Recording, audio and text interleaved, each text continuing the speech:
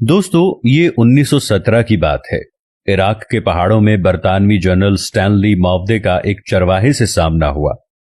General चरवाहे की तरफ मुतवज्जे हुए और अपने मुतरजम से कहा, इनसे कह दो कि जनरल तुम्हें 1 पाउंड देगा, बदले में तुम्हें अपने कुत्ते को ज़िबा करना होगा। कुत्ता चरवाहे के लिए बहुत अहम होता है।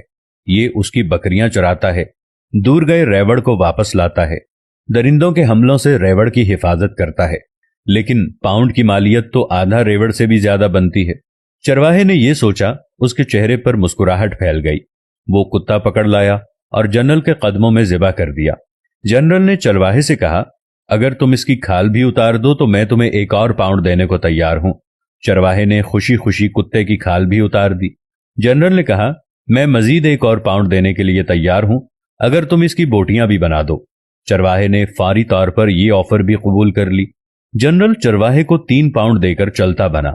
जनरल चंद कदम आगे गया था कि उसे पीछे से चरवाहे की आवाज सुनाई दी।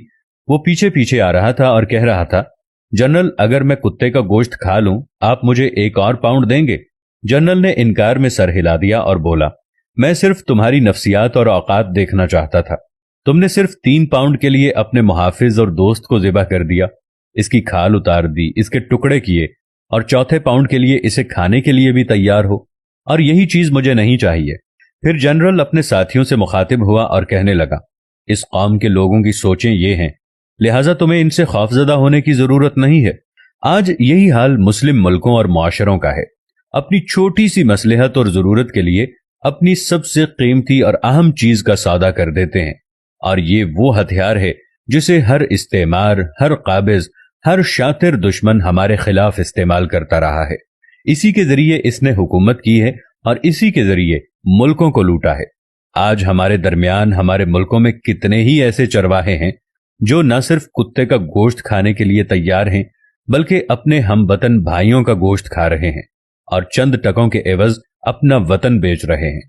ये वाकया डॉक्टर अली अलवर्दी की अरबी किताब लम्हातुल इज्तिमाइया मिन तारीखिल इराक से लिया गया है, लेकिन मौजूदा हालात पर बिल्कुल फिट बैठता है। कुत्तों की दौड़ के मुकाबले में एक मर्तबा एक चीते को शामिल किया गया, लेकिन ताज्जुब की बात यह है कि जब मुकाबला शुरू हुआ तो चीता अपनी जगह से हिला तक नहीं और कुत्ते अपनी पूरी कुव्वत के साथ मुकाबला जीतने की कोशिश करते रहे।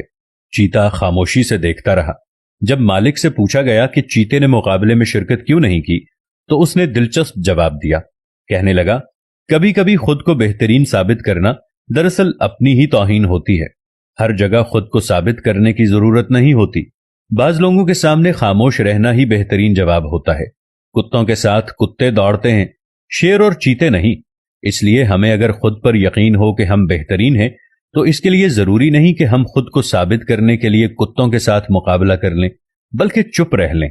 इसलिए हम हर बात का जवाब नहीं देते। कुत्ते समझते हैं हमें मुकाबला करना नहीं आता।